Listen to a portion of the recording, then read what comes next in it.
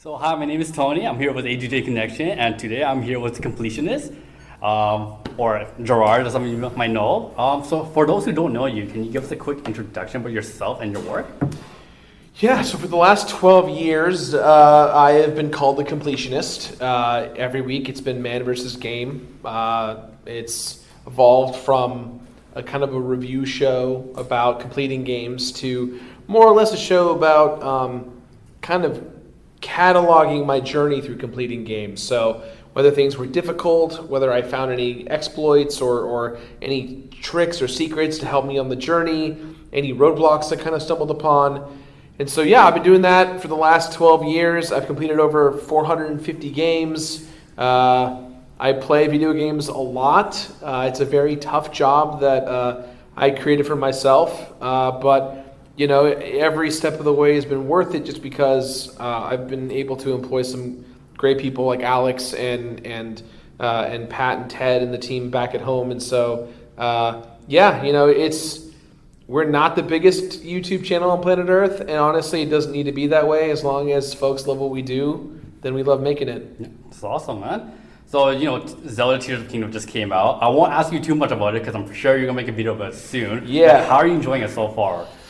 So far, so good. I'm about 120 hours into the game. I've been playing it roughly between 12 to 18 hours a day, depending, in the mix of as much as I can with my schedule. A lot of late nights, staying up late. There is a lot to it. It's very overwhelming. There's a lot of collectibles. There's a lot of quests that just kind of show up. And so, you know, I'm really enjoying it. I was kind of hoping this would be a little bit closer to a Majora's Mask, where the story would get a little weird or take us to a new area. But it seemingly just seems like, you know, the story is much better this time around. There is a story that makes you care about Zelda and Ganon and the relationship between the Hylians and, you know, the Ancient Ones. And so, yeah, overall, I'm really enjoying it. It's just so many things to collect in so little time.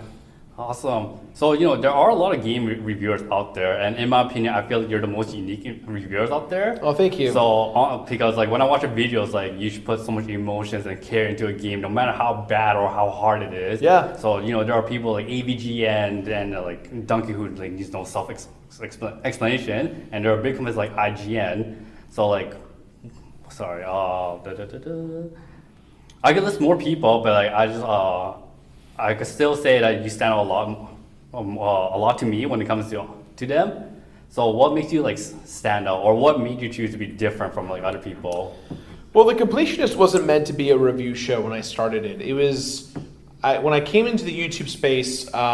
You know, I was helping a lot of content creators with writing and producing and directing. I had been doing YouTube for 4 or 5 years prior to the Completionist, but a lot of stuff no one was watching. I didn't know how YouTube worked, and so it wasn't until I made the Completionist where I really learned how YouTube worked, from algorithms and how to market and advertise. But in the beginning, I think the thing that made it different in the beginning was I was looking at IGN, I was looking at The Nerd, I was looking at my friends like, you know, Peanut Butter Gamer and JonTron, and looking at their content. And instead of going like, how do I be them? How do I be better than them? How do I evolve? How do I be smart and unique and fast? A lot of it was, how do I be different? How do I be an alternative? And in a I don't want to say a cesspool, it sounds bad, in a pool of people that are content creators who a majority of their takes are nuclear for the sake of comedy and for brevity and for fun, how can I contribute to that noise? And a lot of it was kind of coming from the level of respect. I kind of viewed, there's a while where there weren't YouTubers that liked games, right? It was just like, this game is ass, and, you know, fart joke and poop joke and, you know, taking a hammer and beating up a copy of a game. And that wasn't me at all. Yeah. In the beginning, I tried that, and the humor didn't land, and I changed it very quickly overnight because I didn't feel that I was happy with it. But the audience saw something in me, and that made me go, okay, speaking from the heart is how I do things, right?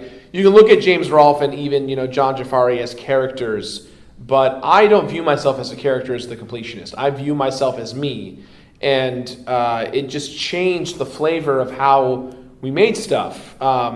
You know, a lot of the show is inspired by looking at channels like IGN and Kotaku and you know, Game Informer, and looking at what they do at a professional level and going, is the value of this game worth the score they're giving? And more often than that, I worked at Best Buy for a long time, so a lot of my buying habits were matched by the writers that I used to follow. So I used to follow people like Greg Miller and Tim Geddes from Kind of Funny, and their reviews I took to heart. And I never really told them this, and it's not like a drama thing, but there were a couple reviews and pieces they did that made me question them. And it wasn't that I didn't trust their value, but the brevity of what was shown was so small. Like, how are you supposed to be able to absorb a review of a game and say this game is worth $60 when you've never gone past beating the game, or you only played the first 10 hours, right? So for me, the thing was, what's on the other side of the rainbow? I want to know everything. If I'm telling you this game is worth $60, I better fucking find every single thing in it and tell you about it. Otherwise, there's no point in sharing my viewpoint. The original vision of The Completionist was inspired by Game Center CX, which is a Japanese show where this man basically would trap himself in a room and he wouldn't leave until he beat a classic game. And I wanted The Completionist to be that, but at the time, there was no space for that. You were a game reviewer or a sketch guy, or this game sucks balls, and again, hammered a cartridge, or you were like a games journalist. There wasn't really a medium. And so my goal was to kind of try and find myself stuck between those two worlds. And it wasn't until a couple of years in where I finally said, hey, I think I can start to stretch my legs and start to make stuff that I want to make instead of making what everyone else is. And I think that's where we learn to have our more unique flavor and tone than other folks. Nice. A long-winded answer. I'm so sorry. No. That's totally fine. I can relate. When it comes to being a completionist, because as a teenager, I always tried to platinum or 100% every single game I played. Yeah. But that took up too much time, or sometimes it was just too hard. So have you ever thought about making concepts that didn't center around 100% a game? Yes. The team at home begs me every day to come up with new concepts or strengthen the Completionist brand without jeopardizing our production schedule. Because our production schedule is very unorthodox. We are like South Park in that we make our show in 7 days or less every week, and it's not fun. It is a very difficult business, and I've missed birthdays, I've missed weddings, I've missed funerals, I've missed so many moments in my personal life to experience because our work cycle's been, Sunday I pick a game, I'm completing it, or Friday I pick a game, I'm completing it Friday, Saturday, Sunday, Monday I write a script, Tuesday, Wednesday, Thursday we're in production, voiceovers, editing, sketches, filming, all that, all that stuff. Friday, Saturday the video's done and comes out. And that's always been our production cycle since the very beginning. And the only thing that's changed is that the team has gotten bigger so that I'm not able to suffer alone. It's not just me suffering, it's a team of 5 or 6 of us that are suffering together. And not that it builds brotherhood by any means, but it makes the show a bit easier to produce. And so every single day, whether, I do stuff with other content creators, if I'm on G4 hosting stuff on TV, we have yearned for a day where The Completionist is not the only flavor of show that we deliver. And with the wrapping up of New Game Plus in a couple of weeks, we have a whole bunch of shows that we are going to pilot, and some are going to be great and big, some are not going to be that. They're going to fail. And so we have to learn and experiment what the audience wants, because our data tells us if it's not The Completionist, they won't watch. And so we have to train our audience, hey, this week I'm not completing this game, but instead I am completing this, or I'm doing this in real life as The Completionist. Okay, nice. So what are your thoughts on playing retro games using modern conveniences like rewind or save states? Do you think someone who completes a game like this really beat it? No, they can do whatever the hell they want. Oh, okay. I think this era of gating what counts as completion because of modern technology look, they didn't anticipate that people would be playing Mega Man 2 in 2023, right? They didn't think that people were going to play Mario 1 or Zelda 1 in 2023. So, but what they experience and what they want is they want people to play the game at the very least. Yeah. And if you make the game too hard and you're like, well, it has to be NES hard or Master System hard, then you're just telling people to not play the game. Frustration's frustration, right? Like if you don't like a tomato, you're not going to force yourself to eat a tomato. You're going to go, I've had a bite and I'm over it.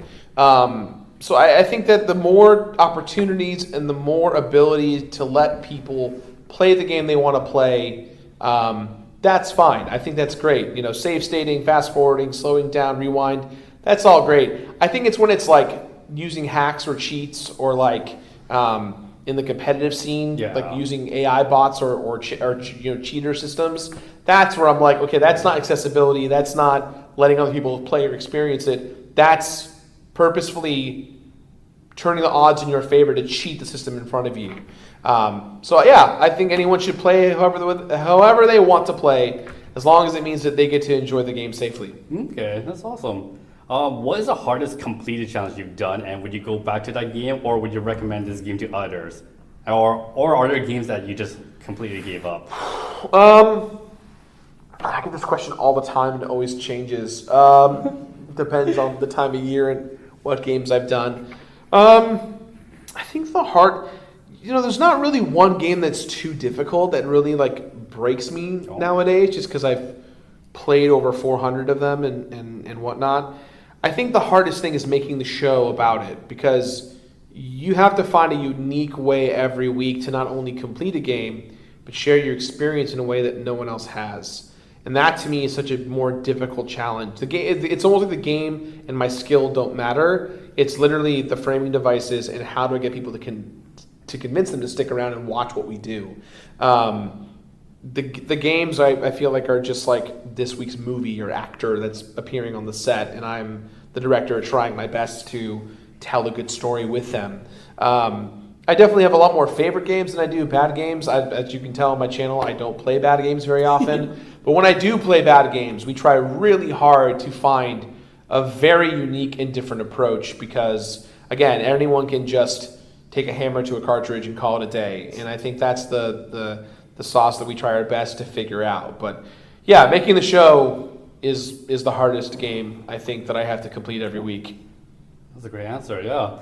You also do Super Beer Bros and have a lot of other projects. How do you manage to juggle them all?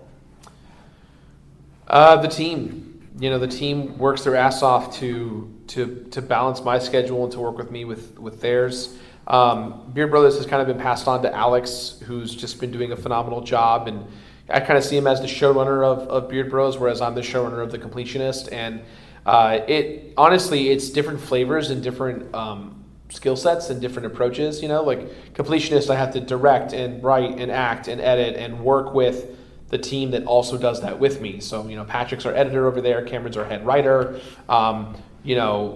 When we have our production team, within Fraser and Michael, who are part of scheduling. But when it comes to Beard Bros, I just get to be an actor. I get to be a participant and be a talent.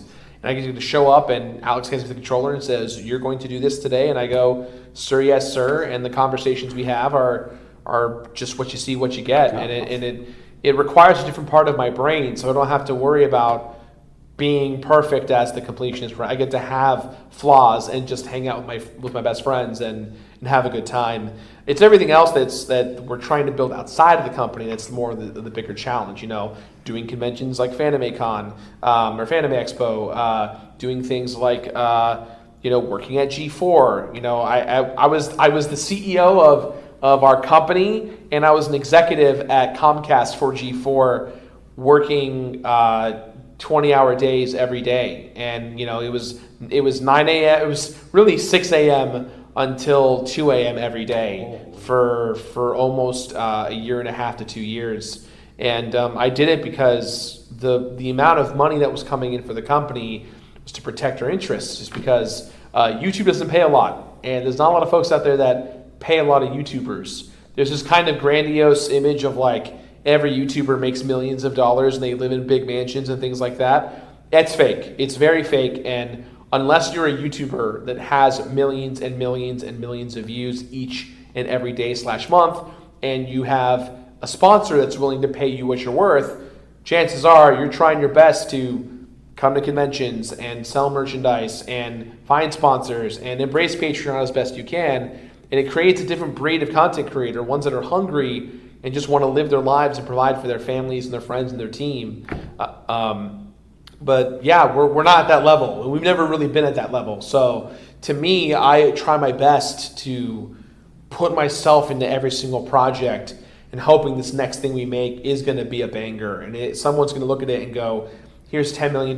Now you get to make whatever you want. And you can help your team get them houses and mortgages and whatnot, and healthcare and phones and expenses. And that to me is kind of what my job is to kind of see the vision of the company at large and go, how do we grow this business so that we're not 50 years old completing games every single week?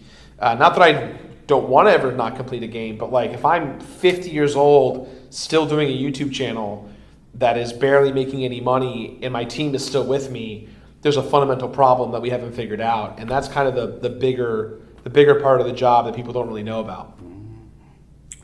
Can you tell us your favorite completed moment or a moment that you would cherish for a long time?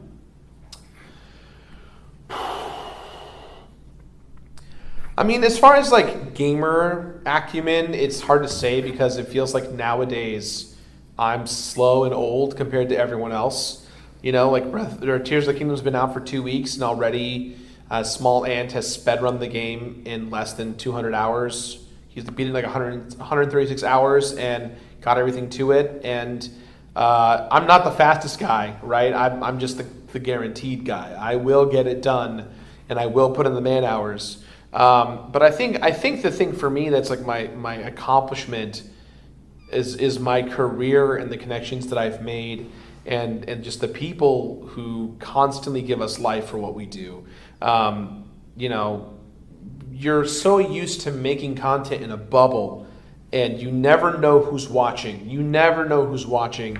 And so when we call ourselves the YouTuber's YouTuber, where while my audience at large may not watch everything I do, but there are content creators out there who respect and trust and love me so much that they watch our content and what we do. We're like the most popular channel that exists because all of our homies watch us and support us. And so that to me is the crowning achievement, is just having so many friends and family and celebrities just come out the woodwork and go, man, the work you guys do is so fucking cool. You know, we're lucky to have close relationships with people like, you know, WWE superstar Xavier Woods, AEW superstar Adam Cole, you know, Jamie Lee Curtis, Cisco, Terry Farrell from Star Trek Deep Space Nine. These are all people that entered my life because they were fans of my stuff or I was big fans of theirs. And their loved ones around them told them to watch my stuff, and they gave me a chance. And the fact that I have close relationships with these people, and they see my content, and they see me as a person, they see what we're trying to do, is the coolest fucking thing on planet Earth. And then you take that and you come to a place like Fanime, where, you know, in the beginning you don't know if anyone's going to know who you are, and then you just do a huge panel for Mario Maker and everyone loses their shit for an hour, right? Like you really don't know who's watching and why and when, but it just gives me life to know that for 12 years people are still here with us, supporting us as we try and support them with our content. Amazing, man. We're running we're short on time right now, but lastly, can you give us a closing message to your fans? Oh man, a closing message for my fans. Okay. I would say, if you're watching a content creator and you respect and trust and love them, believe in that feeling. And also recognize that not all of them are going to have the best day all the time. We are human. We do make mistakes. We will make mistakes. And people on our behalf will also make mistakes. And I think now, because of how social media is, everyone is looking at content creators like they are report cards of self-reflection. You know, does everyone get A pluses for their performance? You know, they said a swear, is it a B? You know, like they yelled at a fan, it's a C. Like, you never really know what anyone's day truly is. And I always just say, hey, let them have the empathy from you to know that you care about them, because it's a parasocial relationship, right? Like, I'm a guy that you watch.